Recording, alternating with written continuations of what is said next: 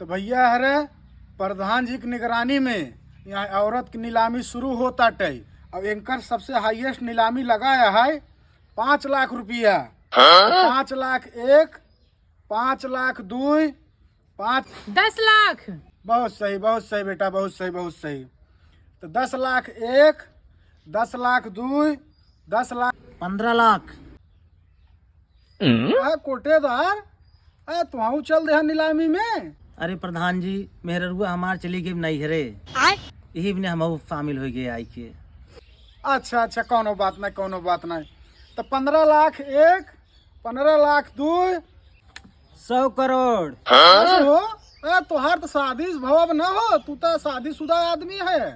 प्रधान जी आपको मालूम ना है का मेहरुआ हमार छोड़ दे है। अबे साले तो कुछ करो मजबूरी बा, कुछ हमारा मजबूरी बा, यही भी दे इतना हाई बोली लगाओ पर है। मर्दे कमल लड़किया के मजबूरी और तोहार कौन मजबूरी है?